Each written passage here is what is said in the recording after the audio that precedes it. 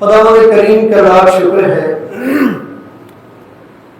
جس رحمان و رحیم پروردگار نے ہمیں بہت ساری نعمات سے نوازا.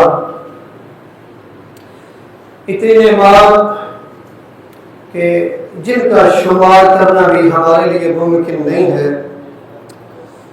اتنی بڑی بڑی نعمات، جن نعمات میں سے ایک بہت بڑی نعمت کہ اس خدا نے ہمیں انسان بنایا. جن نعمات میں سے ایک بہت بڑی نعمت کہ اس خدا نے ہمیں انسان بنانے کے ساتھ ساتھ توحید پرست بنایا.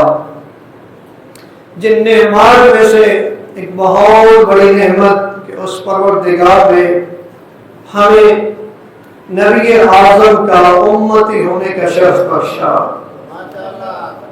جن نعمت میں سے ایک اور بہت بڑی نعمت کہ اس پروردگار نے جس گھر میں ہمیں بھیجا وہ ایمانداروں کا اور دینداروں کا گھر تھا، جس کی وجہ سے ہم آتے گئے. ہمارے دائیں کان میں اذان کہی کی، بائیں کان میں اقامت کا وقت ہوا.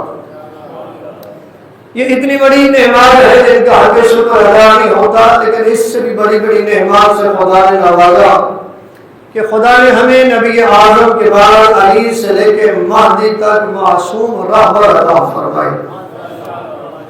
ہمیں اس کا ذکر نصیب کیا، ہمیں ان کی یہ عزاداری نصیب کی، یہ فرش عزا نصیب کیا.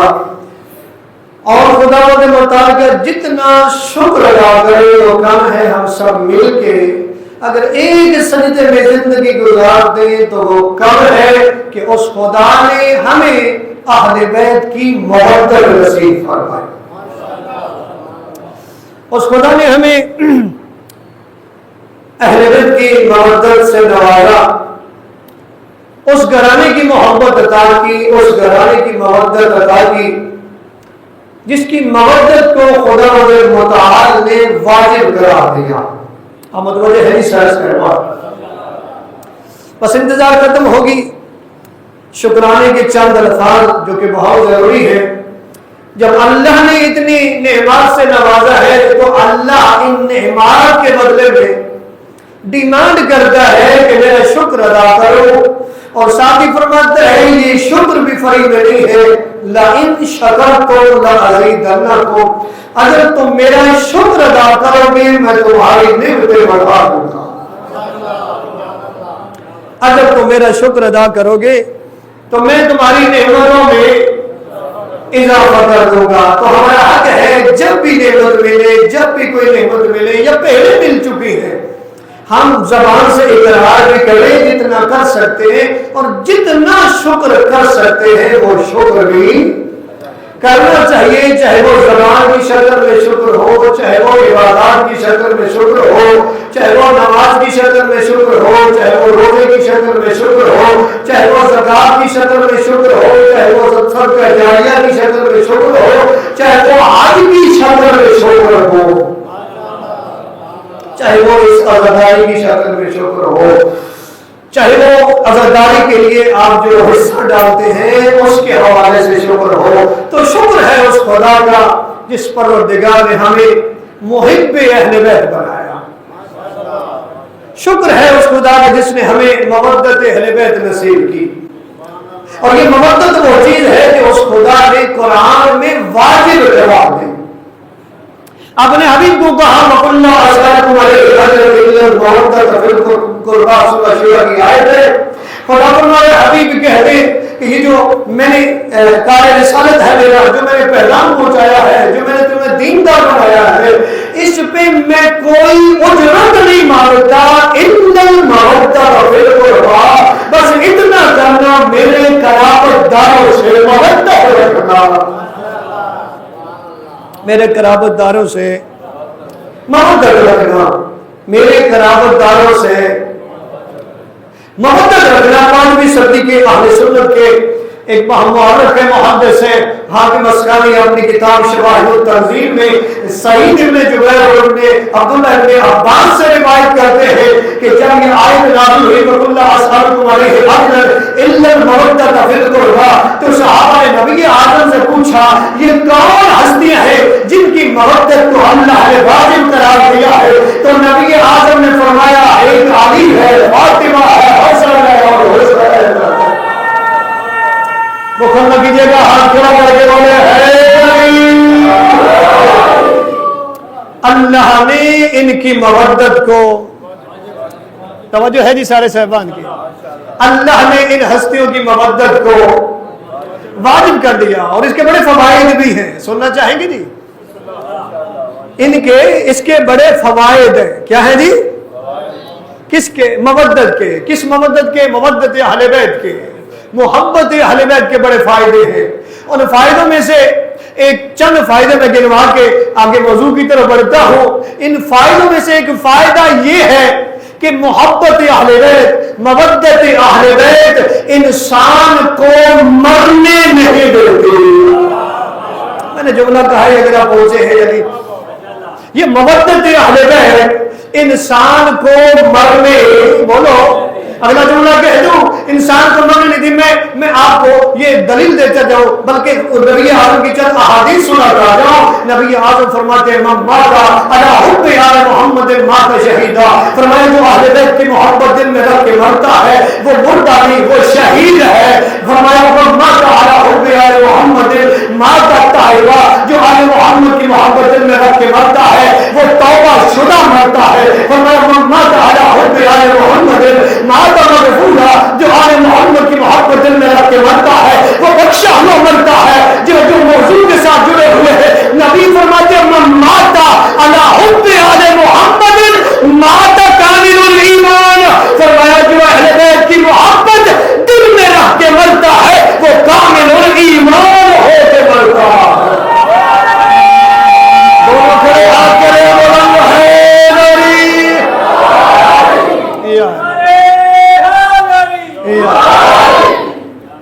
اللہ آپ کو سلامت رکھے۔ موالیوں کے چہرے میں دیکھ رہا ہوں ایسے ہی حق بنتا ہے، یہ محبت کا حق ہے جو ہم ادا کر رہے ہیں، کیونکہ معصوم فرماتے ہیں اللہ نے ایک قوم ایسی بنا دی ہے کہ جو ہماری خوشی میں خوش ہوتی ہے، ہماری غمی میں۔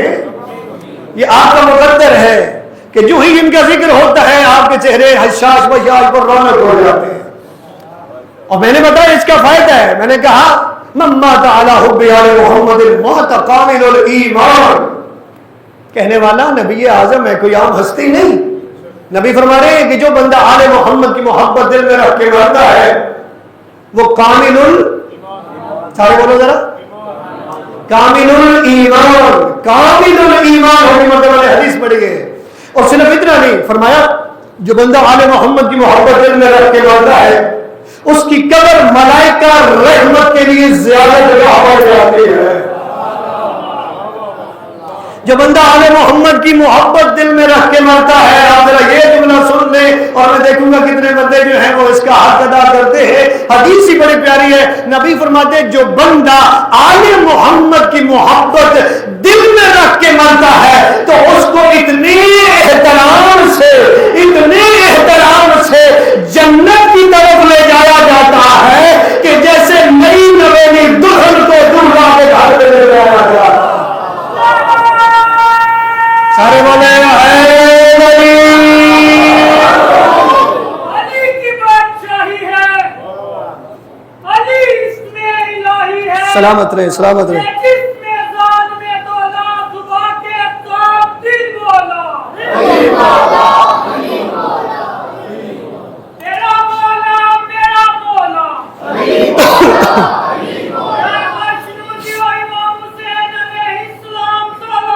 اللہم صلی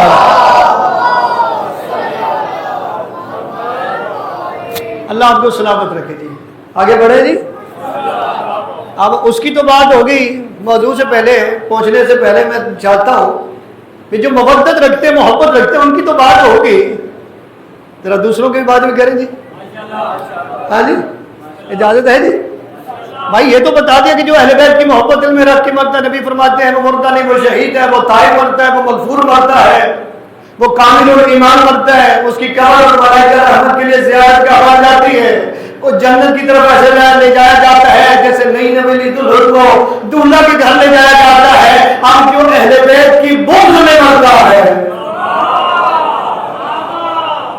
اب جو اہل بیت کے بغض میں مرتا ہے اس کا کیا ہوتا ہے؟ یہ کسی مولانا کی بات نہیں، جیسے پہلی احادیث سنیں گے ایسے نبی اعظم کی حدیث سنانے لگا ہوں۔ نبی اعظم فرماتے ہیں من مات علی بغض آل محمد مات کافرا، کہا جو اہل بیت کے بغض میں مر گیا وہ کافر ہے۔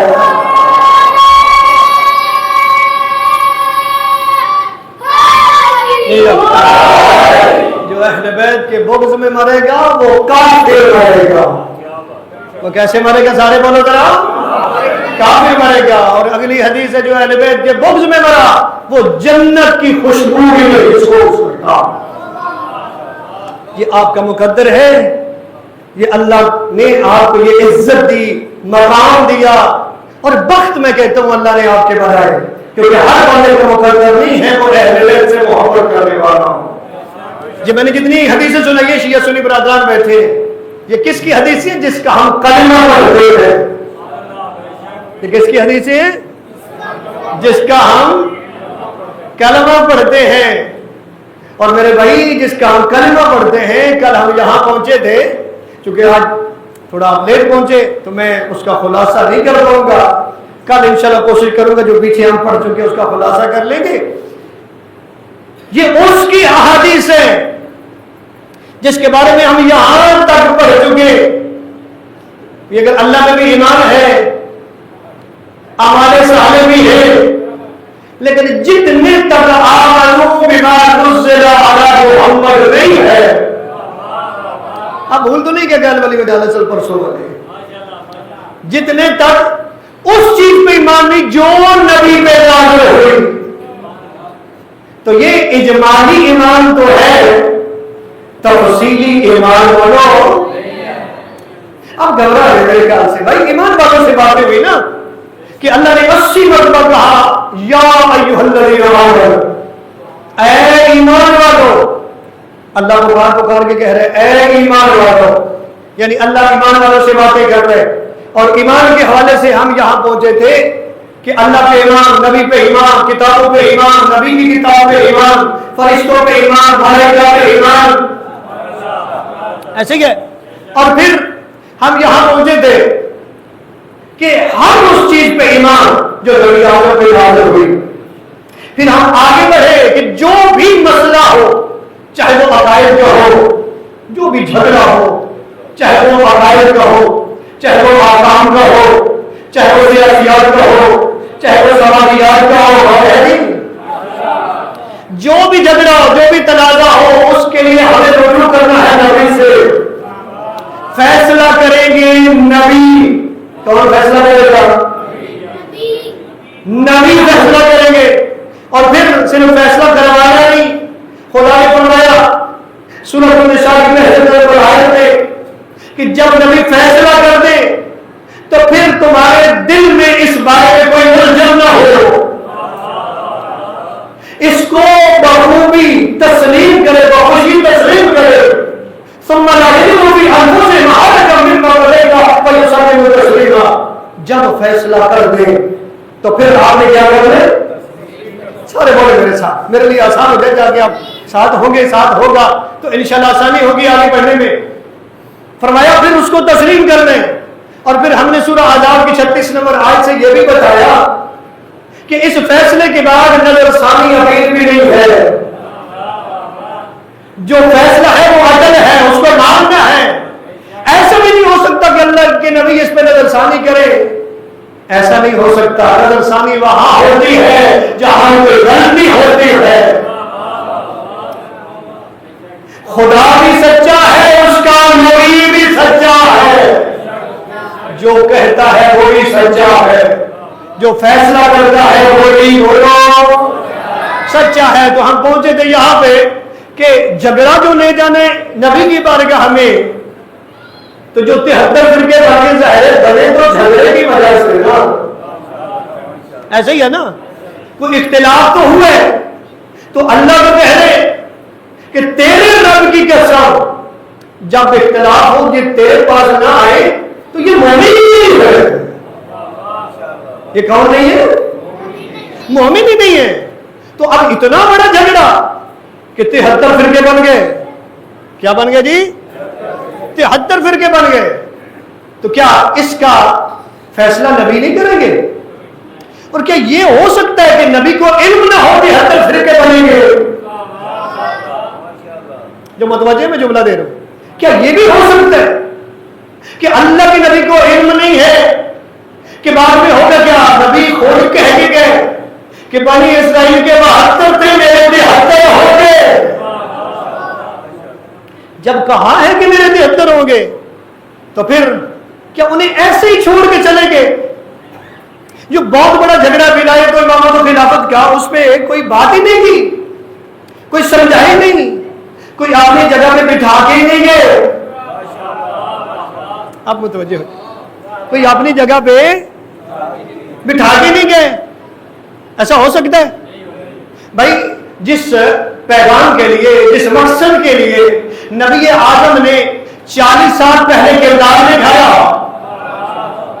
23 سال تبلیغ کی, اور پھر فرماتے ہیں کہ اس دین اسلام کی تبلیغ میں جتنی مصیبتیں میں نے اٹھائی اتنی کسی نبی نے نہیں اٹھائی. وہ اس دین کو, دین کے پیروکاروں کو ایسے ہی چھوڑ کے چلے گئے. ہاں جی, تھوڑا کوشش کرے. کیا ایسا ہو سکتا ہے؟ ذہن مانتا ہے اس بات کو؟ نہیں مانتا. کیوں بھائی؟ ہم نے تو حج پہ جانا ہو تو اگر سارے جائیں تو گھر بھی کسی حوالے لائے جاتے ہیں. ہاں جی, کاروبار ہو تو وہ بھی کسی کے حوالے. آسان کر دوں بھائی, اگر کوئی 2-4 مرغیاں رکھی ہو وہ بھی کسی رشتہ دار کو یا مسائل کو, جس میں اتنی محنت کی نبی نے, 63 سالہ زندگی کی محنت ہے, 23 سال نہیں, یہ پہلا 40 سال میں کردار ہے. کافر, یہ جو بچے بیٹھے ہیں آپ کتابوں میں پڑھتے نہیں ہیں کہ کافر بھی سردار نبی کو صادق اور امین مانتے تھے. کب مانتے تھے؟ پہلے 40 سالوں میں. کیوں؟ اللہ نے چاہا کہ میرا حبیب 40 سال اپنی سچائی یا اپنے کردار کے ذریعے دکھا تاکہ تیری زبان اتنی سچی ہو جائے کہ چاہے محمد رسول اللہ نہ مانے تجھے سچا تو مان لے گا. تیری زبان سچی ہو جائے. عربی ہے, قرآن بھی عربی, حدیث بھی عربی ہے, لیکن جب تو کہنا یہ قرآن ہے, یہ حدیث ہے, تو نہ ہو جائے. یہ نبی کی محنت ہے. تو کیا اتنا بڑا جھگڑا, اتنا بڑا فیصلہ بڑی معذرت کے ساتھ, کسی پہ تنقید نہیں, اصلاح کے طور پہ بات. کیونکہ خدا فرماتا ہے کنتم امۃ الخیر کنتم خیر امۃ اخرجت للناس تأمرون بالمعروف وتنہون عن المنکر وتؤمنون باللہ. فرمایا تم ایک بہترین امت ہو, تمہیں لوگوں کی بھلائی کے لیے بنایا گیا. کس کے لیے بنایا گیا؟ تم کیا کرتے ہو؟ تأمرون بالمعروف, تم اچھے کاموں کا حکم دیتے ہو. وتنہون عن المنکر, تم برے کاموں سے روکتے ہو. وتؤمنون باللہ, تم اللہ پہ ایمان رکھتے ہو. یعنی جو مسلمان ہے, کلمہ پڑھنے والا ہے, وہ ایک دوسرے کی توہین نہیں کرتا, وہ ایک دوسرے کی اصلاح کرتا ہے. کیا کرتا ہے؟ یہی طریقہ تبلیغ کا بتایا گیا ہے, یہی طریقہ ڈیبیٹ کا, مجادلے کا بتایا گیا. سورہ نحل میں فرماتا ہے ادعو الی سبیل ربک بالحکمۃ والموعظۃ الحسنہ وجادلھم باللتی ہی احسن. فرمایا اپنے رب کی طرف دعوت دو, بلاؤ. کیسے؟ بالحکمۃ الموعظۃ الحسنہ. فرمایا اچھی نصیحت کے ذریعے. توجہ ہے جی. آج یہ بگاڑ زیادہ اسی وجہ سے پڑ گیا. آپ دیکھتے ہیں سوشل میڈیا پہ, آپ دیکھتے ہیں, یوٹیوب بھی دیکھتے ہیں, ایک شخص بڑا مشہور ہے, اس کو بھی آپ دیکھتے ہیں, اس کا لہجہ بھی دیکھتے ہیں, بڑا قرآنی لہجہ ہے نا. قرآن کیا کہہ رہے ہیں کہ بالحکمۃ الموعظۃ الحسنہ. اس کے بعد جو جاتا ہے وہ اس کا بھی برا حال کرتا ہے, اس کے پیر کا بھی برا حال کرتا ہے, اور اللہ کہتا ہے کہ تم جھوٹے خداؤں کو بھی برا بلا نہ کہو, کیوں؟ وہ تمہارے سچے خدا کو برا بلاتے ہیں. تبلیغ کا یہ طریقہ نہیں ہے کہ اگلے کو بھی ذلیل کرو، اس کے پیر کو بھی ذلیل کرو، اسے قرآن سناؤ، اسے حدیث سناؤ، اسے قائل کرو۔ آپ کے ائمہ کے مناظرے سامنے ہیں، انہوں نے عیسائیوں سے بھی مناظرے کیے، یہودیوں سے مناظرے کیے، زرتشتیوں سے مناظرے کیے، مجوسیوں سے مناظرے کیے۔ کبھی ایسی بات ہوئی کہ اگلے کی توہین کی ہو؟ نہ، ایسا ہرگز نہیں ہوا۔ یہ طریقہ اسلامی ہے ہی نہیں۔ اگر ہم ایسا کریں گے جو کہ ہو گئے تو ہوگا کیا؟ بڑے میں کانوں کو ہاتھ لا کے جملہ کہہ رہا ہوں کہ میں نے دیکھا کہ اس کے ساتھ ڈیبیٹ میں بندہ آگے بیٹھا ہے، تو اس نے آتے ہی اس نے کہا بھائی بیٹھے ہو یا بھاگ گئے ہو؟ اب دیکھیں نا کہ یہ لہجہ جو ہے اس کا، یعنی یہ جو طریقہ تبلیغ کا لہجہ ہے، اس نے ہمیں نقصان کتنا پہنچایا کہ دوسرا سامنے والا پتہ کیا کہتا ہے جب اس نے کہا بیٹھے ہو یا بھاگ گئے ہو؟ اب یہ بھی کہیں اشارہ کر رہا تھا، اب اس نے تیرے بار میں امام کی توہین کی۔ میں زبان پہ جملہ نہیں لا سکتا، دیکھ لیجیے گا، یعنی اس کا ہمیں نقصان یہ ہوا۔ اللہ کہہ رہے بالحکمت الموعظۃ الحسنہ، ہم نے گالیاں دینا شروع کر دی۔ کیا یہ تبلیغ ہے؟ یہ تبلیغ کتنا بڑا جھگڑا ہے امامت و خلافت کا، اور نہ قرآن پڑھتے ہیں۔ آپ گھبرا تو نہیں گئے؟ قرآن پڑھتے ہیں نا، قرآن کتاب ہدایت ہے نا، قرآن ہادی ہے، قرآن کتاب نصیحت ہے، تو آؤ قرآن پڑھتے ہیں، قرآن سے پوچھتے ہیں۔ کل تو ہم یہاں پہ پہنچ گئے کہ سوالات کے مجمع میں اس مسئلے کو حل کیا، ایسے ہی ہے، لیکن لوگوں نے، وہ میں نے کل جو کہا کہ معیار اپنے بنا لیے ہیں، معیارات اپنے ہیں۔ جب معیارات اپنے ہیں تو قرآن کی آیت آ جائے، حدیث بھی آ جائے، تو اپنے معیار میں اتنا پھنس چکے ہیں کہ وہ اس کو بھی توڑنے موڑنے کی کوشش کرتے ہیں، نتیجتاً ہدایت سے محروم رہ جاتے ہیں، قرآن کے ہوتے ہوئے، حدیث کے ہوتے ہوئے۔ لیکن ایک مومن ہونے کے ناطے، مسلمان ہونے کے ناطے جو ہمارا فریضہ ہے اس کو ادا کرتے ہیں۔ قرآن بھی پڑھتے ہیں، حدیث بھی پڑھتے ہیں، لیکن پڑھنے کا انداز وہی اپناتے ہیں جو قرآن کہتا ہے۔ اب مسئلہ تو ہے امامت میں، ہم کہتے ہیں ایمان مکمل ہی نہیں ہے جب تک اماموں کو نہ ماننا، علی کی ولایت کو، امامت کو، خلافت کو نہ ماننا ایمان مکمل ہی نہیں ہے۔ کیوں؟ کل ہم پہنچے تھے کہ جب دین مکمل نہیں ہے، دین کب مکمل ہوا؟ جب من کن تو مولا کہا گیا، تب مکمل ہوا۔ اور میں نے کل بتایا کہ دین کی بنیاد ایمان پہ ہے، اسلام کی بنیاد کس پہ ہے؟ علی کی ولایت کے بغیر تو دین قابل قبول نہیں، تو ایمان ہی بنیاد ہے۔ اس کا مطلب ہے ولایت پہ ایمان ہونا ہے، امامت پہ ایمان ہونا ہے، لیکن لوگ کہتے ہیں نہیں مانتے، ہمارے ثابت نہیں ہے۔ چلو آؤ قرآن پڑھتے ہیں، قرآن آپ کا بھی ہمارا بھی، احادیث پڑھتے ہیں، وہ آپ کے نبی کی بھی ہمارے نبی کی بھی۔ اب قرآن کیا کہتا ہے امامت کے حوالے سے؟ چونکہ یہ ایمان ہے اور ہمارا موضوع بھی ابھی جو چند دنوں سے چل رہا ہے، حدیث آیت انشاءاللہ اس پورے عشرے میں پورے کر دیں گے، لیکن ابھی ایمان میں بات ہو رہی ہے، ایمان والوں سے اللہ مخاطب ہے، لیکن پتہ تو چلے وہ ایمان ہے کیا، کیسا ایمان اللہ قابل قبول ہے۔ توجہ ہے جی؟ ہاں جی، اب امامت کے حوالے سے ہم ثابت کریں گے کہ امامت کے بغیر ایمان قابل قبول نہیں ہے۔ اب جب قرآن پڑھتے ہیں سورہ البقرہ آیت نمبر 124، ریفرنس یاد کر لیں، سورہ البقرہ آیت نمبر بولو تاکہ آپ کو یاد ہے، 124۔ خداوند متعال کیا بیان فرما رہا ہے؟ خدا فرما رہا ہے بسم اللہ الرحمن الرحیم وَإِذِ ابْتَلَىٰ إِبْرَاهِيمَ رَبُّهُ بِكَلِمَاتٍ فَأَتَمَّهُنَّ قال انی جاعلک للناس اماما قال ومن ذریتی قال لا ينال عهد الظالمین۔ یہ قرآن مجید کی آیت پڑھی ہے نا، آپ اس کو سمجھنے ہیں، کیا کرنا ہے جی؟ خداوند متعال کیا فرما رہا ہے؟ حبیب اس وقت کو یاد کر کہ جب تیرے رب نے ابراہیم کو آزمایا چند کلمات سے، جب ان کی آزمائش ہوئی اور وہ پورا اترے اس آزمائش میں، تو خدا نے کیا فرمایا؟ قال انی جاعلک للناس اماما، کہ میں تجھے لوگوں کا امام بنانے والا ہوں۔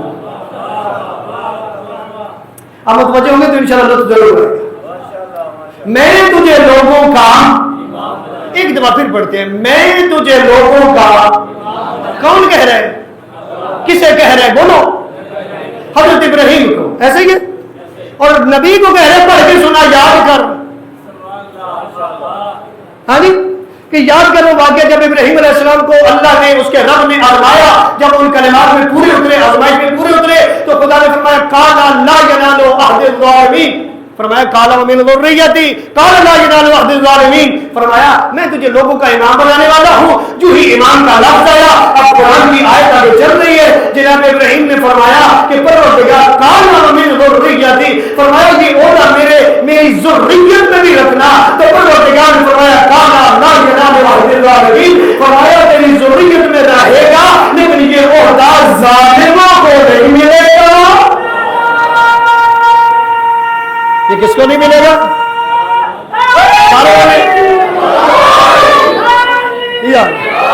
ایک درود پڑھ لے جی بلند آواز سے، اللہم صلی علی۔ یہ عہدہ کسے نہیں ملے گا جی؟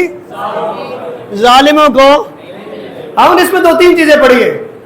ایک چیزیں تو یہ پڑھی ہیں کہ یہ عہدہ آزمائش کے بعد ملا، توجہ ہے جی، یہ عہدہ ملا کب ہے؟ آزمائش کے بعد۔ اور پھر جناب ابراہیم نے خود ہی نہیں لے لیا، اللہ نے دیا ہے۔ دکھ لگے گا دربار کی سمجھ آئی تو نہ بولے بھائی، یہ کسی عام بندے نے بھی نہیں دیا، اللہ کہہ رہے قال انی جاعلک للناس، میں تجھے امام بنانے والا ہوں۔ یعنی اس آیت نے ہمیں بتایا کہ امام اللہ بناتا ہے۔ کون بناتا ہے؟ اب یہ میں نے اپنی طرف سے تو کوئی ترجمہ نہیں کیا، بھیجے گھر جا کے پڑھیے گا۔ اللہ کہہ رہے ہیں میں تجھے امام بنانے والا ہوں، یعنی اللہ امام بناتا ہے۔ اور یہ عہدہ اتنا بڑا ہے، اتنا عظیم عہدہ ہے کہ جب جناب ابراہیم علیہ السلام کو امام بنایا گیا، وہ عبد خدا بھی تھے، وہ خلیل خدا بھی تھے، وہ نبی بھی تھے، وہ صاحب شریعت بھی تھے، صاحب کلمہ، وہ جو ہے ضرور کی اتنے عہدوں کے باوجود جب کہا میں تجھے امام بنانے والا ہوں، تو جناب ابراہیم کہتے ہیں اس عہدے کو میری ذریت میں رکھنا۔ کوئی تو ہے نہیں اس عہدے میں بات، میری ذریت میں رکھنا۔ جب کہا میری ذریت میں رکھنا، خدا نے فرمایا ملے گی، یہ عہدہ ملے گا، لیکن ظالموں کو۔ اس آیت میں ہم پھر آئیں گے، آگے دو تین اور آیتیں پڑھتے ہیں۔ اب آگے پھر ذکر ہوا ایک اور سورہ ہے، سورہ انبیاء کی آیت نمبر 73۔ خدا فرمائے وَجَعَلْنَاهُمْ أَئِمَّةً يَهْدُونَ بِأَمْرِنَا، فرما رہے خدا متعال، خدا فرما رہے کہ ہم نے کچھ امام قرار دیے ہیں جو ہمارے حکم سے ہدایت کرتے ہیں۔ یہاں پہ بھی اللہ کہہ رہے امام کون بناتا ہے؟ بولو اللہ۔ اور جو اللہ بناتا ہے وہ کیا کرتے ہیں؟ وہ اللہ کے حکم سے ہدایت کرتے ہیں۔ وہ کیا کرتے ہیں؟ اللہ کے حکم سے۔ اب آگے بڑھتے ہیں، اب خداوند متعال کچھ اور امام ان کا ذکر کر رہے ہیں۔ اب یہ ہے سورہ قصص، کیا ہے یہ سورہ قصص، آیت نمبر ہے 41۔ خدا فرمانے وَجَعَلْنَاهُمْ أَئِمَّةً يَدْعُونَ إِلَى النَّارِ، فرمایا کچھ ایسے بھی امام قرار دیے گئے ہیں کہ جو جہنم کی طرف بلاتے ہیں۔ کوئی تو ہوں گے نا میرے ساتھ بھی نا۔ میں اب وہ کہتے ہیں نا میں کوئی پکی روٹی نہیں پڑھ رہا، وہ بھی یہ کوئی کتاب ہے، میں قرآن پڑھ رہا ہوں، توجہ ہے نہیں۔ اور لوگ کہہ رہے تھے، لوگ کہتے ہیں کہ جی شیعوں کو قرآن آتا نہیں۔ اب گھبرا گئے؟ شیعوں کو قرآن آتا نہیں ہے، اور کہتے کون ہے؟ چلو ایک جملہ کہتا جاؤں کہ آپ تھوڑے فریش بھی ہو جائے، موڈ آپ کا بن جائے۔ بھائی ان کو کہہ رہے، فضائل کا جملہ یہ ذہن میں رکھیے گا، ان کو کہتے ہیں کہ قرآن میں نہیں آتا کہ جن کا امام لوگ کے نیزے میں پڑتا ہے۔ ایک اور جملہ ان کو کہتے ہیں کہ شیعوں کو قرآن نہیں آتا جن کا امام ایک قدم رکعت میں رکھتا ہے تو قرآن شروع کرتا ہے، دوسرے قدم رکعت میں جانے تک قرآن ختم کر دیتا ہے، اور کہنے والے وہ ہیں جن کا بڑا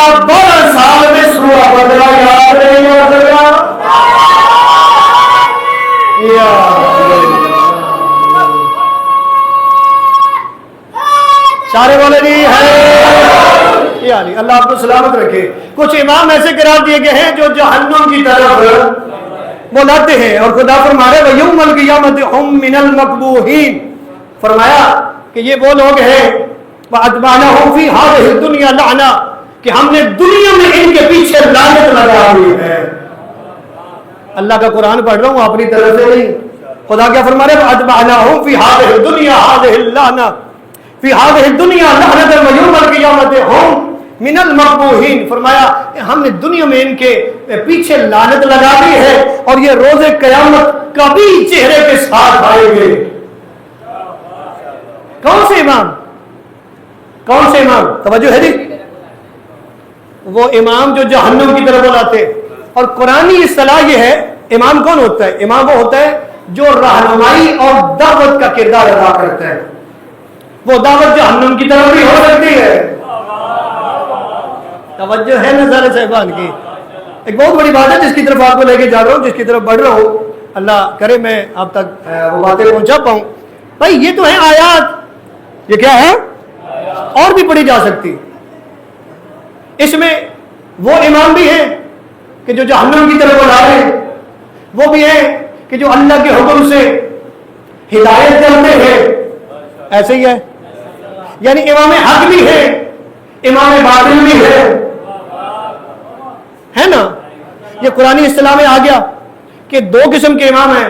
تو پھر یہ جو ڈنڈورا پیٹا ہوا ہمارے برادران نے کہ پتہ نہیں انہوں نے امامت کا ہاتھ سے نکال دی, بھائی یہ امامت شیعوں کا عقیدہ نہیں ہے, قرآنی عقیدہ ہے. یہ کون سا عقیدہ ہے, قرآنی عقیدہ ہے. اب آگے بڑھتے تھوڑی دو چار احادیث پڑھ لیں اگر آپ متوجہ ہیں تو.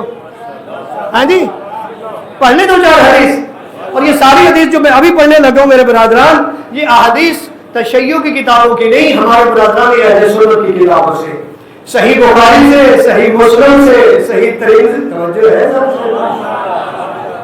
مسند احمد, مسند ابن احمد سے, مسند احمد بن حنبل سے. یہ کتابیں جو ہے یہ ذہن میں رکھیے گا. ویسے تو ہمارے علماء نے جو تحقیق کی ہے, ایک کتاب منتخب الاثر, اس میں 271 احادیث جمع کی ہیں انہوں نے شیعہ سنی کتابوں سے. کتنی حدیثیں, 271. میں چند صرف بیان کرنے لگا کہ احادیث میں کیا کہیں امامت میں کوئی تصور ہے کہ یہ شیعوں نے خود ہی بنا لی ہے. یہی ہو رہا ہے نا. ہمارا پیارا بھائی انجینئر کہتا ہے کہ میں امامت کے معاملے میں بڑا ہارڈ لائنر ہوں. توجہ ہے جی, وہی سمجھے ہی نہیں ہے قرآن کو. کیا نہیں کیا, حدیث کو ہی نہیں صحیح سمجھا. بات وہ یہ جو میں کل بھی کر سکوں, آج بھی تو رہی ہے, معیار اپنے بنا لیے. جب معیار کے خلاف آیت آ جائے تو آیت کو توڑتے مروڑتے, آیت تو حدیث کے خلاف آ جائے تو حدیث کو توڑتے موڑتے, مگر نہ سارا کچھ واضح ہے. اب ذرا سنیے, خداوند متعال نے تو جو کچھ بیان کیا ان میں سے چند چیزیں میں نے آپ تک پہنچائی. اب یہ حدیثیں میں دیکھ کے آپ کو سناؤں گا کیونکہ ریکارڈ ہو رہی ہے. ایک لفظ بھی آگے پیچھے ہو جائے تو اصل بات کی طرف لوگ نہیں جائیں گے. وہ کیا کہیں گے, وہ کہیں اسے تو حدیث ہی نہیں آتی. یعنی بندے کو الجھانے کے لیے وہ دوسری سائڈ پہ لے جائیں گے. تو ہم جو کچھ لکھا منو اور پہلے سنا دیتے. اجازت ہے نہیں سر صاحب آپ کی. اب ذرا احادیث پڑھ لیتے. پہلی حدیث جناب صحیح بخاری کی ہے. کس کی تھی, سارے بول گئے نا. صحیح بخاری کی. جابر بن سمرہ کہتے ہیں کہ میں نے پیغمبر سے سنا کہ وہ فرماتے تھے کہ میرے بعد 12 امیر ہوں گے. آپ گھبرا گئے, ضرور میں زور لگاؤں تو آپ بولیں گے. اور زیدی صاحب فرماتے تھے کہ ضروری ہے کہ بندہ زور لگائے, کچھ الفاظ بھی زور والے ہوتے ہیں. تو ان الفاظ کا وزن دیکھنا تو خود ہی بولنا. بھائی جابر بن سمرہ روایت کرتے ہیں کہ پیغمبر نے سنا تھا, وہ فرماتے تھے کہ میرے بعد 12 امیر ہوں گے. کتنے, انسان یاد رکھنا, کتنے امیر ہوں گے بولو, 12 امیر ہوں گے. اور فرمایا اس کے بعد ایک جملہ اور ارشاد فرمایا جو میں نہ سن سکا. میں نے اپنے باپ سے پوچھا کہ نبی اعظم نے کیا فرمایا, تو انہوں نے فرمایا کہ یہ سارے کے سارے قریش سے ہوں گے. یہ سارے کس سے ہوں گے, قریش سے ہوں گے. کدھر سے ہوں گے جی؟ میں قریش پہ زور اس لیے دے رہا ہوں آگے جا کے بات کرنی ہے نا. سارے کہاں سے ہوں گے؟ نبی کی حدیث کے سارے کس سے ہوں گے میرے بھائی؟ قریش سے ہوں گے. اب یہی حدیث ذرا اضافے کے ساتھ صحیح مسلم میں موجود ہے کہ جابر بن سمرہ کہتے ہیں میں نے پیغمبر سے سنا, انہوں نے فرمایا کہ اسلام ہمیشہ عزیز رہے گا. کیا رہے گا جی؟ بولو. مشکل حدیثیں نہیں ہے, یاد کر لیں. اسلام ہمیشہ عزیز رہے گا کہ یہاں تک کہ میرے 12 خلیفہ ہوں گے. پہلے کیا کہا؟ میرے 12 امیر ہوں گے. اس حدیث میں کہا میرے 12 خلیفہ ہوں گے. کہتے ہیں کہ اس کے بعد ایک جملہ فرمایا جو مجھے سمجھ نہیں ہے. میں اپنے باپ سے اس جملے کی وضاحت پوچھی تو انہوں نے کہا کہ پیغمبر نے فرمایا کہ یہ سب قبیلہ بنی قریش سے ہوں گے. یہاں تک سمجھ آ گئی جی سارے صاحبان کو؟ اب ذرا آگے بڑھتے ہیں. اہل سنت کی کتاب مسند احمد, پہلی کیا تھی؟ صحیح بخاری. دوسری کیا تھی؟ صحیح مسلم. یہ میں چیدہ سنا رہا ہوں, ہیں بہت ساری ان کتابوں میں. تیسری حدیث مسند احمد بن حنبل سے, مشہور صحابی عبداللہ بن مسعود سے روایت کی. اہل سنت کی کتاب مسند ابن احمد حنبل نے مسند احمد میں مشہور صحابی عبداللہ بن مسعود سے روایت ہے. کہتے ہیں کہ پیغمبر سے ان کے خلفاء کے بارے میں سوال کیا گیا تو آپ نے فرمایا میرے خلفاء کی تعداد بنی اسرائیل کے نقباء اور رؤساء قوم کی طرح 12 ہوگی. کتنی ہوگی جی؟ 12 ہوگی. کتنی ہوگی تعداد؟ 12 ہوگی. اب یہاں پہ نام نہیں ہے. کیا نہیں ہے؟ اب ذرا کوئی ایسی بھی حدیث پڑھ دیتے ہیں کہ جس میں نام بھی پڑھ. اب گھبرا تو نہیں گئے نا؟ ہاں بھائی ایسی سمجھ لیں جیسے ٹیبل ٹاک ہو رہی ہے لیکن کچھ حاصل ہو رہا ہی نہیں ہوگا. اب آگے بڑھتے ہیں. شیخ سلیمان قندوزی کی کتاب جنابی المودہ اہل سنت ان کی کتاب ہے, انہوں نے ایک حدیث لکھی ہے. وہ کہتے ہیں کہ ناصر نام کے یہودی آیا نبی کی بارگاہ میں سوال کرنے کے لیے. سوالوں کے درمیان اس نے یہ پوچھ لیا کہ آپ کے بعد آپ کے اوصیاء اور خلفاء کون ہیں؟ وہاں تھا کتنے ہیں, یہاں ہے کون ہے. اب ظاہر ہے نبی اعظم نام بتائیں گے. اب شیخ سلیمان قندوزی کی کتاب جنابی المودہ پڑھنے انہوں نے کہا کہ نبی اعظم نے نام گننا شروع کیے اور یہ نام کیسے گنے وہ لکھا ہوا ہے کہ انہوں نے گنا کہ سب سے پہلے میرے بعد میرے وسیع علی ابن ابی طالب ہے. فرمایا پھر اس کے بعد 2 ان کے بیٹے حسن و حسین ہیں. جب یہ بات کہی اس کے بعد کہا کہ پھر حسین کی نسل سے 9 آگے ان کی اولاد سے امام ہے. ناصر کہتا ہے اللہ کے رسول جیسے پہلے نام بتائے ہیں ایسے اگلے 9 اماموں کے نام بھی بتا دے. تو نبی اعظم نے فرمایا اگر سننا چاہتا ہے کہ پھر سن کہ حسین کے بعد حسین کے بیٹے علی زین العابدین ہوں گے. جب وہ دنیا سے چلے جائیں گے ان کے بعد امام محمد باقر ہوں گے. جب وہ دنیا سے چلے جائیں گے پھر ان کے بیٹے امام جعفر صادق ہوں گے. جب وہ دنیا سے چلے جائیں گے پھر ان کے بیٹے امام موسیٰ کاظم ہوں گے. جب وہ دنیا سے چلے جائیں گے ان کے بیٹے امام رضا ہوں گے. جب وہ دنیا سے چلے جائیں گے ان کے بیٹے امام تقی جواد ہوں گے. جب وہ دنیا سے چلے جائیں گے ان کے بیٹے امام علی نبی ہوں گے. جب وہ دنیا سے چلے جائیں گے ان کے بیٹے امام حسن عسکری ہوں گے. جب وہ چلیں گے تو امام زمانہ وہ آواز بلند ہے.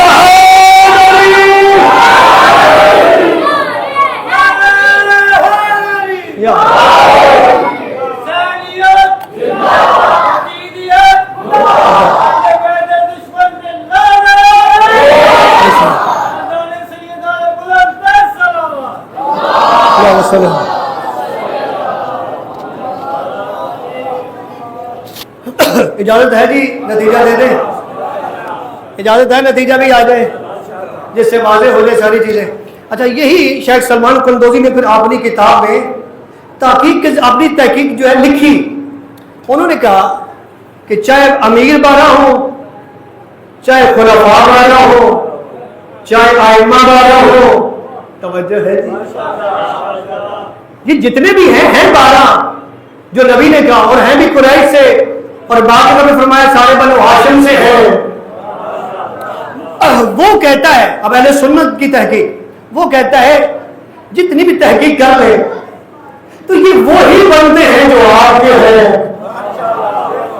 اس لیے وہ کہتے ہیں کہ اگر خلفاء کو مانا جائے تو ان کی تعداد 4 ہے. اب گھبرا گئے میرے خیال سے. اگر خلفاء کو مانا جائے تو وہ تو 4 ہے, یہ 12 ہے. لطف لے جملے کا. خلفاء کتنے ہیں؟ 4 ہیں اور یہ 12 ہیں. اور کہتے وہ بھی نہیں ہو سکتا. کہتے بنو امیہ کے جو امام بنائے گئے, اگر ان میں بھی دیکھا جائے عمر بن عبدالعزیز کے علاوہ سارے ظالم ہیں اور 12 بنتے بھی نہیں ہیں. اگر بنو عباس کو بھی ساتھ ملا لے تو ان میں بھی منصور دوان کی جیسے, ہارون الرشید جیسے. یہ باتیں بچوں کو سنوائیں. آپ کی کتابوں میں, بچوں کی کتابوں میں یہ باتیں آ گئی ہیں. ہارون الرشید کو بڑا رول ماڈل بنا دیا گیا, کہا کہ بڑا ہیرو تھا, 7ویں امام کا قاتل ہے. کون ہے؟ منصور دوان کی 6ٹھے امام کا قاتل ہے. کس کا؟ ہاں. تو یہ باتیں اپنے بچوں کو پہنچانی ہوتی ہیں. یہ درس آل محمد ہے میرا بھائی. وہ کہتا ہے کہ ہو ہی نہیں سکتا کیونکہ ان میں ظالم ہے. اور یہ کیسے ہو سکتا ہے کہ نبی اعظم اپنے بعد اس امت کو ظالموں کے حوالے کر کے چلا جائے؟ ہو ہی نہیں سکتا. انہوں نے کہا کیونکہ یہی امام ہو سکتے ہیں. اس لیے کیونکہ علم میں بھی ان کا مقابلہ کوئی نہیں کر سکتا, ظہر میں بھی ان کا مقابلہ کوئی نہیں کر سکتا, عبادت میں بھی ان کا مقابلہ کوئی نہیں کر سکتا, سخاوت میں بھی ان کا مقابلہ کوئی نہیں کر سکتا, شجاعت میں بھی ان کا مقابلہ کوئی نہیں کر سکتا.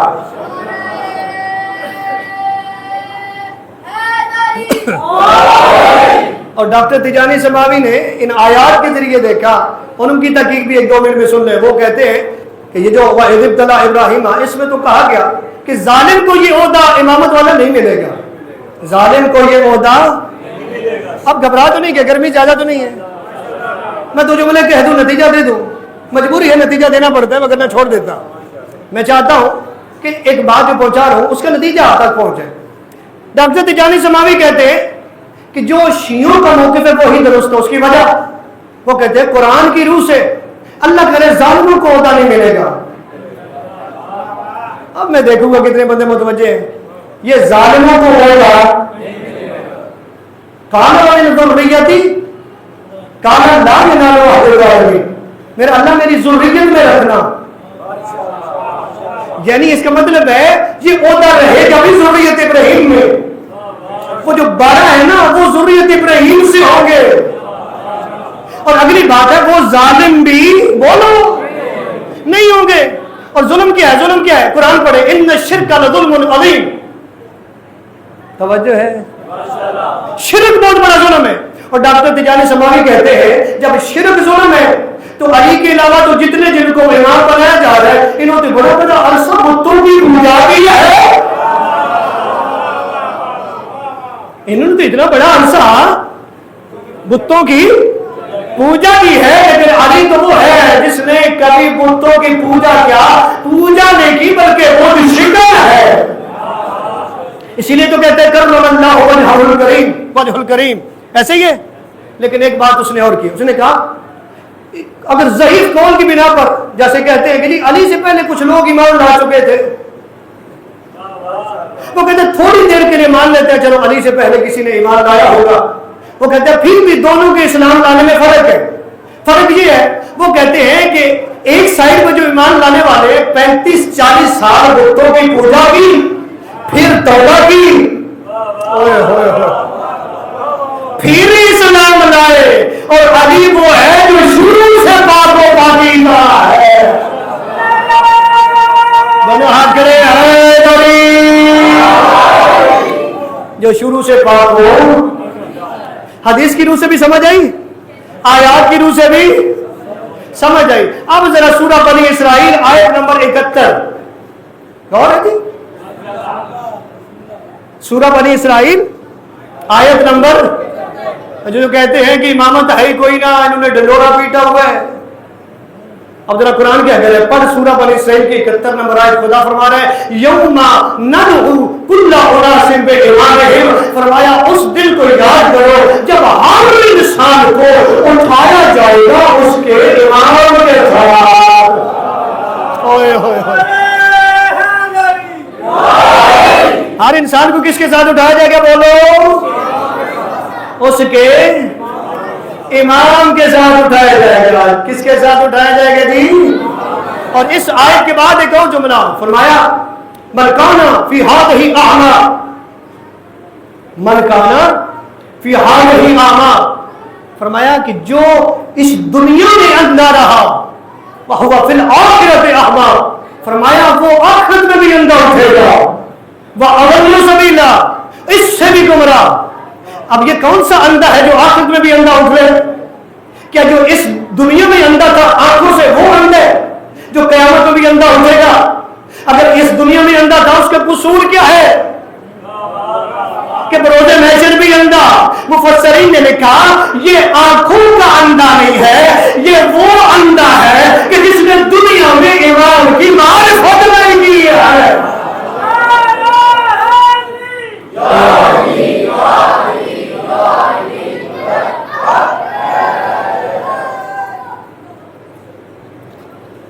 जिसने इमाम की मारिफत, वो बरोज़े महशर भी अंधा उठेगा। क्यों? इमाम की मारिफत नहीं की।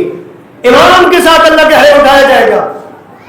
फिर वही बात में यार बदल लिए, फिर भी इस आयत को भी तोड़ मोड़ दिए कि इस इमाम से मुराद इमाम नहीं मां है। नतीजा दे रहा हूं अगर आप तवज्जो फरमा। इस इमाम से मुराद, मैं हैरान हूं मेरे भाई, क्या नऊज़ बिल्लाह मिन ज़ालिक अल्लाह तेरे जितनी अरबी भी नहीं जानता? जो इमाम बयान कर सकता है, लिख सकता है, नाज़िल कर सकता है, क्या वो मां नहीं लिख सकता था? अरबी में मां भी लिख सकता था, लेकिन उसने तो इमाम लिखा। लेकिन चूंकि हम तो 1400 साल से जवाब ही देते आए हैं, चलो खुदा करम करेगा इसका भी जवाब है। इजाजत कहते जी मां के साथ उठाया जाएगा जी। किसके साथ? मां के साथ। पहले मैंने कोई बात नहीं की, लेकिन अब मेरी नाराजगी हो रही है अगर इन जुमलों पे आप जो है ना आपके चेहरे फ्रेश ना हुए, बोले ना आए ना, क्योंकि जुमले ही ऐसे है, क्योंकि इसमें नसीहत भी है और खुशी के आसार भी है। कहते हैं कि मां के साथ उठाया जाएगा। क्यों जी? किसके साथ उठाया जाएगा मेरे भाई? मां के साथ। अच्छा, और उसके लिए फिर कुछ तौजीहात पेश की जाती है। पहली वजह जी मां के साथ इसलिए उठाया जाएगा कि नस्ब में हो सकता है कोई इख्तिलाफ हो। अलग में जो चल पड़ना, हो सकता है नस्ब में कोई बेपर्दगी हो, और आसान करो, हो सकता है बाप में कोई इख्तिलाफ हो। तो अल्लाह सत्तारुल उयूब है, पर्दे डालने वाला है ऐबों पे। तो माँ, ये शिकम तो वही है ना, माँ तो एक ही है, बाप में इख्तिलाफ हो सकता है, तो अल्लाह पर्दे डालने वाला माँ के साथ उठाएगा। मेरा भाई, दुनिया में तो अल्लाह पर्दे डालता है, अगर महशर में भी पर्दे नहीं उठने, हाँ, तो फिर कब उठेंगे? हाँ जी, यानी जी अल्लाह पर्दे डाल रहा है कि बाप में इख्तिलाफ हो सकता है, कोई नस्ब में बेपर्दगी हो सकती है। और मेरे भाई तो उस दौर की बात कर रहे हैं कि नस्ब में बेपर्दगी हो सकती है कि जिस दौर में डीएनए के जरिए सारा पता चल जाता है। कि नहीं पता चलता पढ़े लिखे बाप? डीएनए के जरिए। भाई डीएनए नाम ही ऐसा है, जो ही नाम लिया जाए ना, जहां कोई गड़बड़ होती है परेशानी हो जाती है। ऐसे ही है ना? तो आज तो ये मुमकिन है कि डीएनए के जरिए पता चल जाता है कि ये किसका बेटा है, किसकी बेटी है।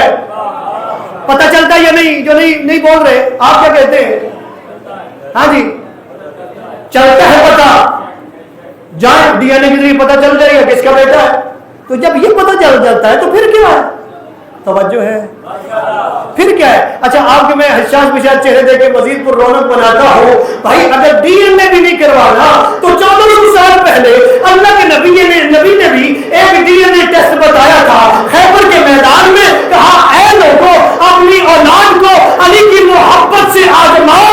अगर अली से मोहब्बत रखते हैं तो आपकी है, अगर अली का दुश्मन है तो तुम्हारे नहीं है। दोनों हाथ बुलंद है भाई।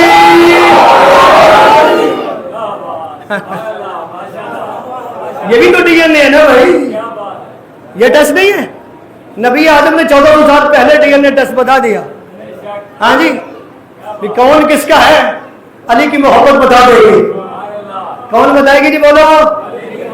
اور صحابہ نے اس چیز کو یاد رکھ لیا, اور صحابہ کہتے ہیں کننا نعرف المنافقین ببغضہم علی ابن ابی طالب.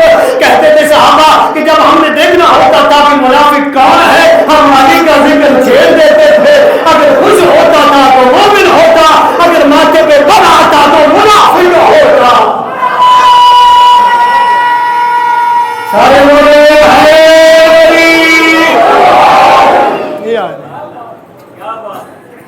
سلامت رہے. میری ناراضگی نہیں ہے, میں کہہ رہا تھا نا کہ مجھے ناراضگی ہوگی, میری ناراضگی نہیں, مجھے پتہ ہے ماشاءاللہ آپ علی کے ماننے والے. ایک وجہ صرف بتا دوں, دوسری وجہ یہ کہتے ہیں کہ عیسیٰ کا چونکہ باپ نہیں ہے تو اس لیے ماں کے ساتھ اٹھایا جائے گا. ایک وجہ تو پہلے بتائی. ایک اور باپ والے بھی ہیں, اب اتنا ٹائم نہیں کہ میں باپ والے کا بھی ذکر کروں. ماں کہی کہتے ہیں کہ جی عیسیٰ کے چونکہ ماں ہے اور باپ نہیں ہے, اور قرآن میں ماں کے نام سے پکارا بھی کیا ہے, ذکر بھی کیا ہے, اس لیے وہ ماں کے نام سے, سبھی ماں کے نام سے. اچھا جی, ہو سکتا ہے کہ قول ضعیف موجود بھی ہو, لیکن چلو آئے ہم کر لیتے ہیں بھائی. اگر عیسیٰ کا باپ نہیں ہے, ماں ہے, مان لیتے ہیں ماں کے ساتھ اٹھایا جائے گا.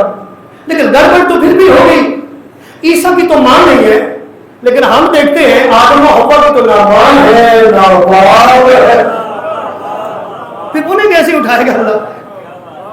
ہاں جی, انہیں کیسے اٹھائے گا؟ یا تو انہیں اٹھانے ہی نہیں ہے, یا پھر کوئی ایسا فارمولہ ہے کہ کام عیسیٰ کا بھی آسان ہو جائے, آدم و حوا کوئی ایسا تو فارمولہ ہو نا.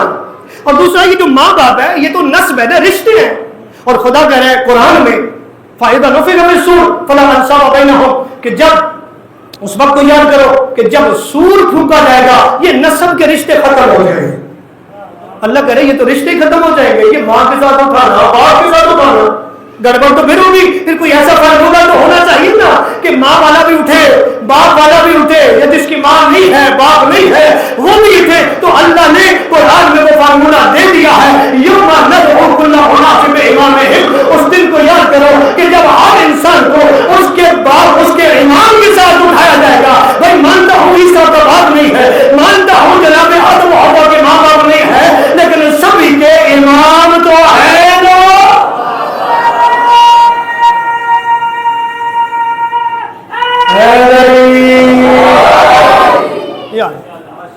اور یہ آیت سمجھتے ہوئے بڑی مشکل ہوتی ہے ہم سب کو, اگر نبی کی حدیث نہ ہوتی. اور یہ ہے نتیجہ کہ امامت کیوں ضروری ہے. امامت ایمان ہے, ولایت ایمان کا حصہ ہے, 12 کی خلافت ایمان کا حصہ ہے. اور وہ حدیث ہے جس کی وجہ سے ہمیں سمجھ آئی. نبی فرماتے ہیں من ماتا ولم یعرف امام زمانہ فقد ماتا میتۃ جاہلیہ. فرمایا جو بندہ مر جائے, اور مر کیسے کہ اپنے زمانے کے امام کی معرفت نہیں کی, فرمایا وہ جاہلیت کی موت مرا. وہ کیسے مرا؟ جہالت نہیں, جاہلیت کفر و شرک کی موت ہوتی ہے. نبی آدم کی حدیث نے بتایا کہ ہر دور میں ایک امام ہونا چاہیے, اور اس کی معرفت بھی واجب ہے. اگر اس امام کی معرفت حاصل نہ کی تو موت کفر و شرک کی ہے. اب مجھے بتائیں ہم کدھر جائیں؟ اب ہمیں تو ماننا ہوگا, لیکن کیا بتاؤں آپ کو کتنا بڑا آپ کا مقدر ہے کہ اللہ نے آپ کو تو ایک امام دیا ہے جو بڑا ہیوٹ میں رہتا ہے. شاید لوگوں کو پتہ نہیں ہے نا, اس لیے لوگوں کا کوئی ایسا ہے نہیں اس دور میں, انہوں نے کہا سبھی کے یہ نکاح کر. کیا کر دو؟ سبھی کا, کیونکہ اللہ نے ہمیں ایسا امام دیا, ایسا امام دیا جس کے بارے میں روایات ہیں کہ وہ اس دنیا کو عدل و انصاف سے بھر دے گا. نبی فرماتے ہیں, اگر یہ بھی اہل سنت کی کتابوں میں حدیث موجود ہے کہ اگر اس دنیا کی ایک دن زندگی باقی ہو یعنی اس دنیا کے ختم ہونے میں ایک دن رہتا ہو تو میرا آخری محمد آئے گا بھی، اس پوری دنیا کو اسلام سے بھرے گا بھی اور حکومت بھی کرے گا۔ وہ امام پردہ غیبت میں موجود ہے، جہاں اس دنیا کو دیندار بنائے گا، وہاں جس گھرانے کو ہم رو رہے ہیں نا، ان کا ایک ایک کر کے بدلہ دے گا۔ اس لیے رویا کرے اور ساتھ دعا کیا کرے کہ امام کا ظہور ہو، کہ ہم اپنی آنکھوں سے یہ بدلہ امام کو لیتے ہوئے دیکھیں۔ اور یاد رکھیے گا، یہ وہ امام ہے جب جلتے ہوئے دروازے کے نیچے جناب سیدہ آئی، اس وقت بھی علماء کہتے ہیں جناب سیدہ زہرا نے آواز دی تھی، کہاں ہے میرا مہدی بیٹا؟ یہ وہ ہستی ہے جو انتقام لے گا، منتقم خون امام حسین ہے۔ تو دعا کیا کریں کہ امام کا جلد ظہور ہو۔ آج میرا دل چاہتا ہے اس بی بی کو بھروسہ دے دیں، اس بی بی کو بھروسہ دے کہ جو بی بی آج بھی مظلوم ہے، اجرکم اللہ۔ رونے والوں، اللہ نے اس دنیا میں دو عظیم شخصیات بنائی، ایک نبی اعظم ہے، چلو حوصلے سے دو جملے سن لیں۔ اللہ نے اس کائنات میں جنہیں سب سے افضل بنایا، ایک نبی اعظم ہے، نبی اعظم کے بعد علی بن ابی طالب علیہ السلام ہے۔ اللہ نے نبی کو بھی ایک بیٹی دی اور علی کو بھی بیٹیوں میں سے ایک ایسی بیٹی دی کہ جن کا مقام بہت بلند، لیکن مصیبت دیکھو کہ نبی کو جو اللہ نے بیٹی دی اس کی قبر بھی مظلوم ہے۔ اللہ کرے میں جملہ پڑھ لوں، آپ سنتے تو ہیں نا جنت البقیع، کیا سنتے ہیں؟ جنت البقیع، لیکن مظلوم پتہ کتنی ہے؟ کوئی قبر پہ نہیں جانے دیتا ہے، تو تیرے بس میں ہے نا، کوئی قبر پہ نہیں جانے دیتا، کوئی بی بی کا سلام پڑھنے نہیں دیتا، کوئی بی بی کی زیارت نہیں کرنے دیتا۔ اس لیے علماء فرماتے ہیں کسی نے اجڑی ہوئی جنت دیکھنی ہو تو جنت البقیع دیکھے۔ رونے والوں، جناب سیدہ کی قبر آج بھی مظلوم ہے، یعنی نبی کی بیٹی بھی مظلوم، آج بھی مظلوم، اس وقت بھی مظلوم تھی، آج بھی مظلوم۔ عزیزانو، اسی نبی کی بیٹی رونے والوں، جس نے کوفہ اور شام کے بازاروں میں بڑے ظلم سہے ہیں، بڑی مصیبتیں آئی ہیں جناب سیدہ زینب پہ، لیکن آج اگر غور کرنا، اس بی بی کی قبر پہ روزے پہ بھی ظلم ہو رہے ہیں، ماں بھی مظلوم ہے اور بیٹی بھی مظلوم ہے۔ اس لیے میں ہاتھ باندھ کے منت کرتا ہوں، ایک تو دعا کریں کہ خدا جناب سیدہ زینب سلام اللہ علیہا کے روزے کی حفاظت فرمائے، ہمیں بی بی کے روزے کی زیارت سے مشرف فرمائے۔ دوسرا دعا کیا کرے کہ دشمنان اور اہل بیت جن کا قبضہ ہے اللہ ان کو فنار کرے، ان کو تباہ و برباد کرے۔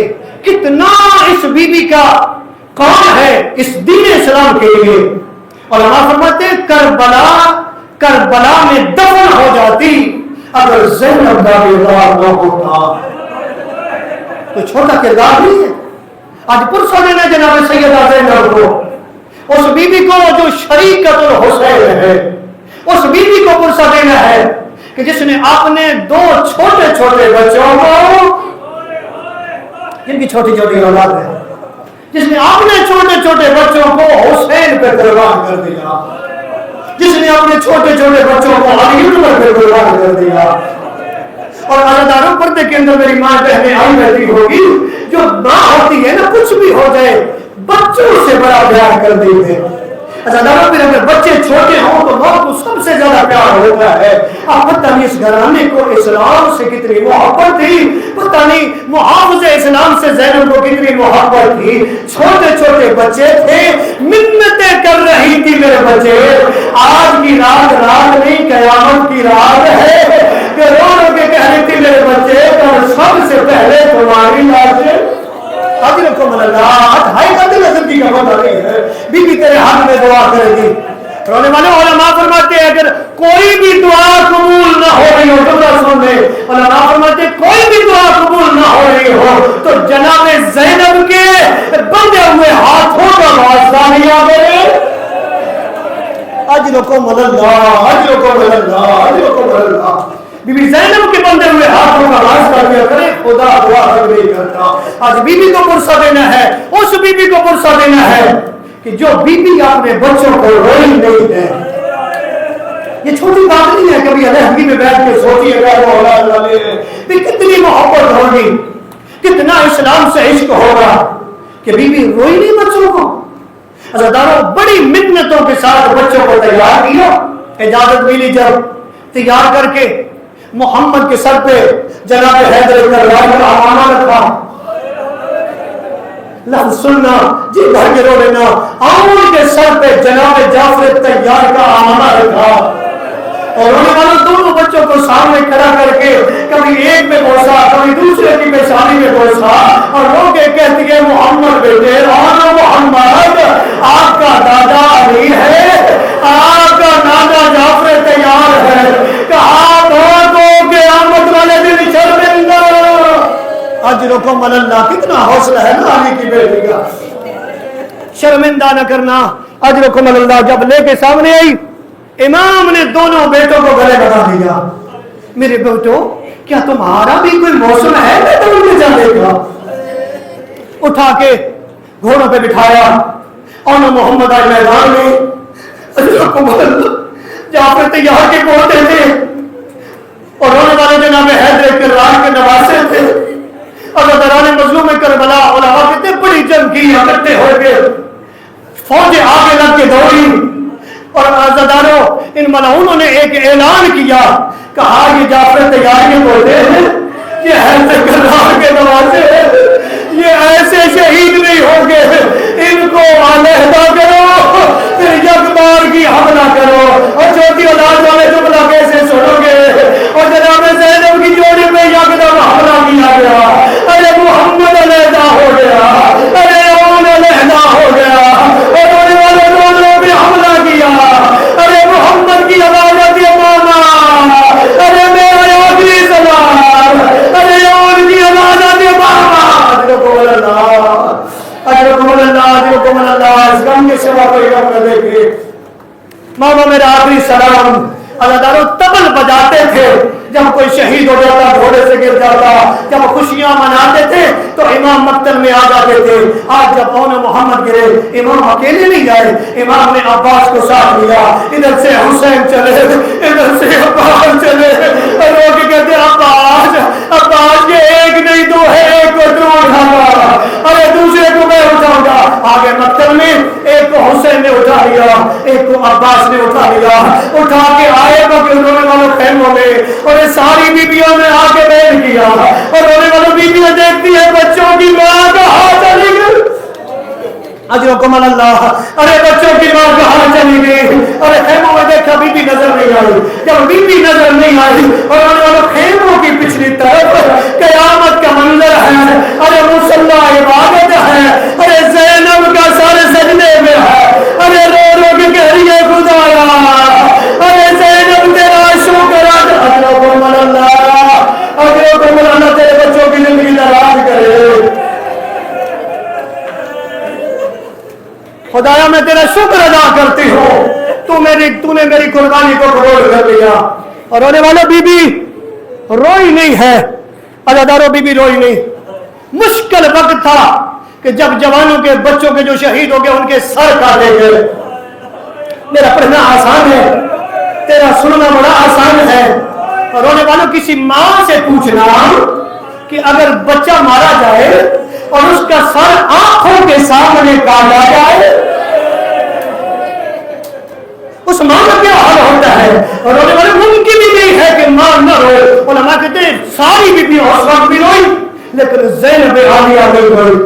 उस वक्त भी हुसैन को रोती रही, उस वक्त भी अली अकबर को रोती रही। उलमा ने लिखा कि करबला से कूफा, कूफा से शाम, हर जगह पे जहां तंग करना होता था सरों को लेके बीबियों के सामने आ जाते थे। बीबी फिर भी नहीं जो सारी बीबियां रोती थी। मुश्किल मंजर था जब जिंदान में रिहाई मिली तो शुहदा के सर मिले। जब शुहदा के सर आए हर बीबी ने अपने वारिस का सर ले लिया। और रोने वालों दो सर हैं जो लेने वाला कोई नहीं, हाय करते सीधा मेरा होगा। दो सर है जो लेने वाला कोई नहीं। लोग कहते हैं क्या इनकी मां मर गई है, हाय कर दे, हाय क्या इनकी मां मर गई है। और रोने वालों मां तो जिंदा थी, लेकिन मां के हाथ में हुसैन का बचा हुआ सर था। अरे हुसैन का गिरिया, हुसैन को मां तो हाजिरों को मर था। और रोने वाले बंदा सोचता है आखिर मां थी कहीं पे तो रोई होगी। और रोने वालों उलमा कहते करबला भी आ गई, हर बीबी अपने वारिस के लाश पे आई। ज़ैनब आलिया हुसैन की कब्र में है, जिन दोनों शहजादों की कब्रों में बीबी नहीं आई, बीबी ने पुरसा नहीं दिया। अब करो सवाल, कोई तो जगह होगी ना जहां पे बीबी ने रोई होगी, मातम किया होगा, बच्चों का पुरसा दिया होगा। हाँ एक जगह है कि जब कहते छूट गई, आ गए मदीना में, जनाब अब्दुल्ला आए, सज्जाद एक तो वकूफी को कह दे, एक दफा बंद घरों के दरवाजे खोले। और रोने वालों ज़ैनब चली। अब जो अभी भी नहीं रो सका देख मेरी तरफ, अली की बेटी चली। अरे चलती हुई जनाब अब्दुल्ला के घर पे आई, अरे दरवाजे पे भी आई। जब अपने घर पे आई, अरे कयामत का मंजर है, अरे वो दरवाजा खोला। अरे जिस दरवाजे में, अरे जिस कमरे में, और एक तरफ हाउल का विस्तार, अरे एक तरफ मोहम्मद का विस्तार। और रोने वालों बीबी ने, अरे जब बच्चों के बिस्तर लेके, और रोने वालों बीबी की माता ने मजबूर किया, अरे कभी हाउल के बिस्तर पे गिरती और कभी मोहम्मद के बिस्तर पे गिरती। अरे लोग कहते हैं वाह, अरे वाह मोहम्मद, अरे मेरी कैदे झूल गई। अरे मैं रोना चाहती थी लेकिन अली असगर की मां को दिला से मातले हुसैन